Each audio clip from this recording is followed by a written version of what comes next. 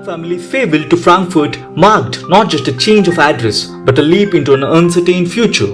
Leaving behind the familiar streets, families, and memories, Otto, Edith, Margot, and little Anne traveled to a new land, a city of canals, windmills, and opportunities, Amsterdam.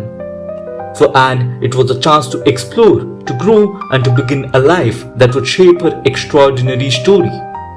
In late 1933, the Franks packed their belongings, saying goodbye to the home where Anne had taken her first steps and had her first laughs.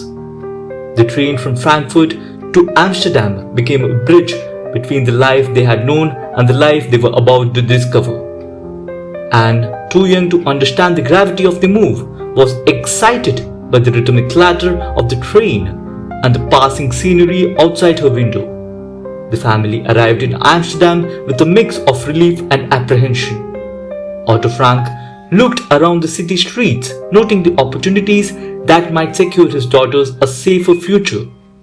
Edith breathed a quiet sigh of relief. At last, a place where her children could grow without fear. Anne's eyes sparkled at the new city, the canals, the boats, and the lively streets brimming with the unknown adventures.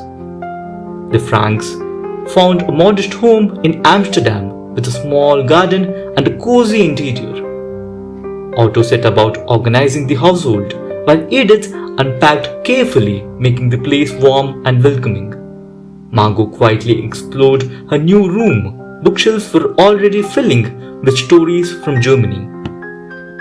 Anne ran from room to room, delighted by every corner of her new world. Amsterdam was unlike Frankfurt, narrow streets, bicycles everywhere, and bustling markets. Anne watched boats glide along the canals, fascinated by the water and the movement of the city. Every day was a new discovery, fresh bread from the bakery, colorful windows, and children calling out on the streets. Despite her excitement, Anne occasionally looked back toward the past, remembering the streets she had left behind. Slowly, Anne began to meet other children in the neighborhood. She played games, laughed in new gardens, and learned the Dutch words for objects she had only known in German. Margot preferred quiet games and reading, but she too began to adjust to their new life. Otto and Edith watched with satisfaction as the daughters slowly found comfort in Amsterdam's rhythm. Anne attended the first Dutch school, nervous but eager to learn. She struggled with the new language, but quickly picked up words and phrases, her curiosity driving her forward. Teachers noted her lively personality and willingness to speak up even when she made mistakes. Margot adapted more easily academically, often helping Anne with her lessons at home. Otto began working at a new position, hoping to establish security and stability. Edith maintained a careful balance between home and community, ensuring the girls felt loved and safe. Weekends were spent exploring the city, visiting parks, and savoring small pleasures like ice cream, canal rides, and friendly neighbors. Slowly, Amsterdam became a place they could call home, though shadows of the past lingered in their memories. News from Germany filtered in, reminding the Franks that safety was never guaranteed. Otto discussed the current events quietly with Edith, shielding the girls from worry by preparing them from the realities beyond their new home. Anne heard pieces of these conversations and began to notice differences in life outside her immediate world. Her imagination turned worry into stories, questions, and reflections, painting the seeds of the observant diarist she would one day become.